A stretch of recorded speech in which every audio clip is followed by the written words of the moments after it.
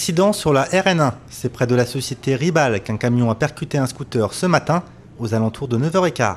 Le chauffeur admet avoir mal réagi, mais également avoir été surpris par le deux roues. Très choqué, il n'en revient toujours pas. Son passager a crié, mais le danger, il ne l'a pas vu à temps. Le scooter venait de par là, c'est ça? Oui. Et vous venez de par là? Comme il a crié, tout bien fort. Attention, attention la dame.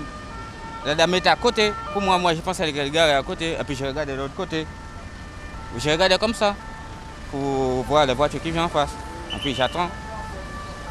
Et puis il m'a dit attention, attention la dame. Et là, au lieu que je freine, moi j'ai accéléré en fait. Résultat, la conductrice du scooter s'est retrouvée sous le camion. La victime est une jeune femme de 28 ans. Elle a finalement pu être extirpée du véhicule par les secours. Pour l'instant, c'est pas trop. Elle a mal à la poitrine, elle a mal au ventre. Pour l'instant, je peux pas vous en dire plus. C'est le scanner qui dira le reste. Douleur à la poitrine et au ventre. La vie de la jeune femme ne semble pas engagée. L'occasion pour nous de vous rappeler d'être prudent lorsque vous prenez la route.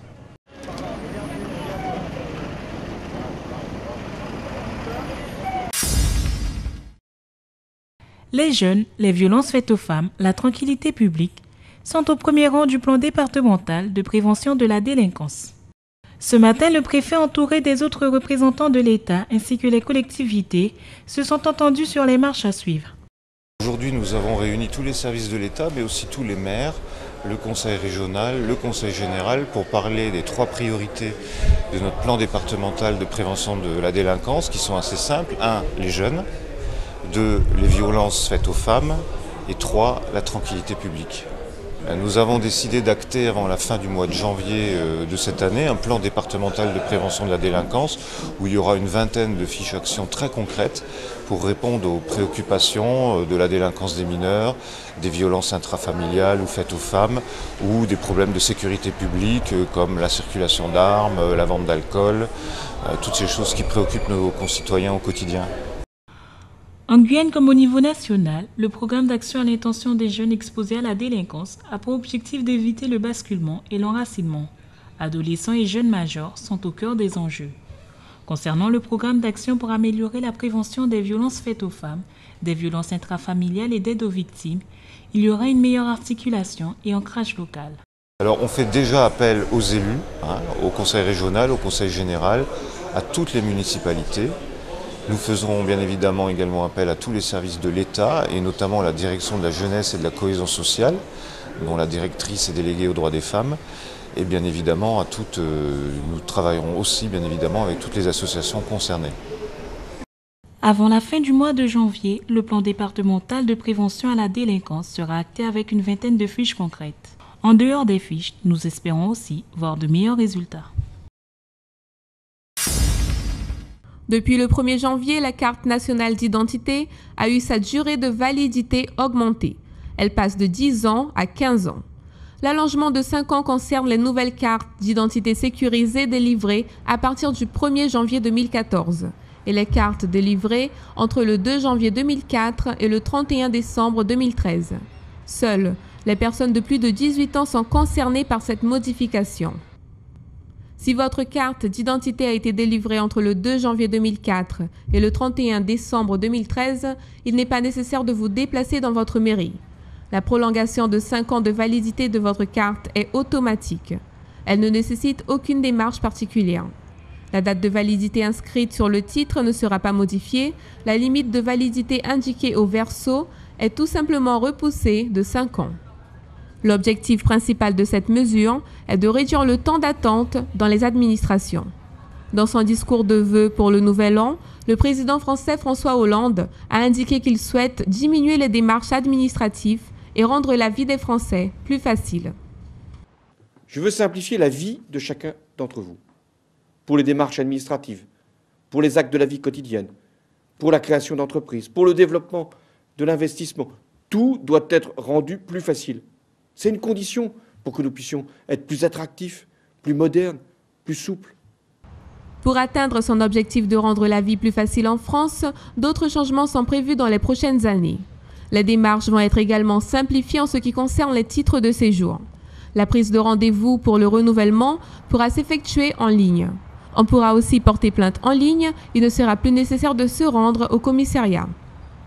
Les conducteurs pourront payer sur Internet la carte grise d'un nouveau véhicule ainsi que sa plaque d'immatriculation et consulter les points du permis sur les smartphones.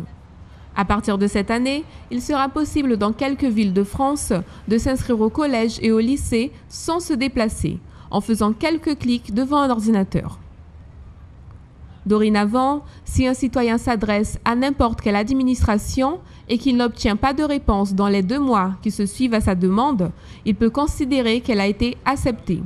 C'est le principe du silence vaut accord, adopté par le Sénat le 16 juillet.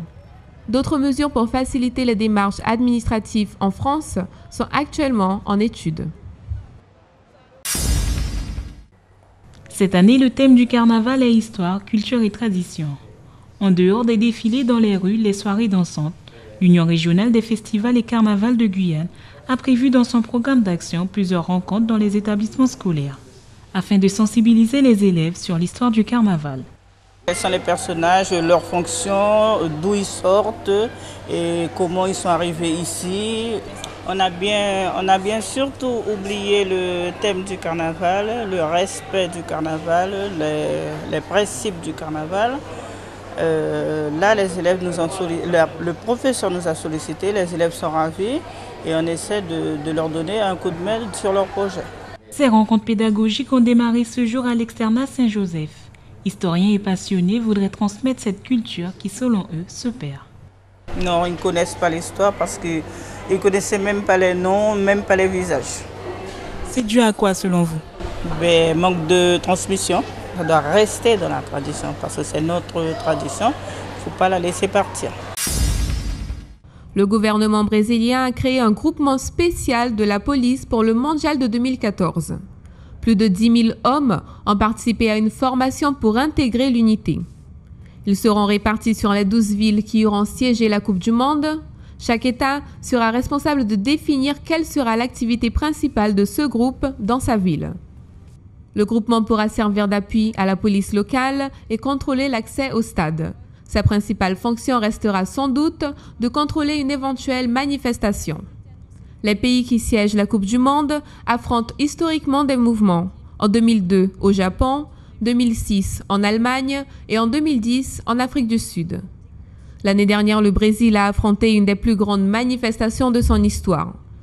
Le gouvernement sait qu'il y a de fortes chances que la population décide d'occuper à nouveau les rues durant le mondial de 2014. Chaque État brésilien a en moyenne un groupement spécial de la police, qui compte entre 100 et 200 hommes qualifiés pour travailler dans de telles conditions et tensions. Nombre bien inférieur à celui qui sera nécessaire pour accueillir une Coupe du Monde. São Paulo, qui possède la troupe d'élite la plus nombreuse, 3000 hommes, recevra probablement un renfort.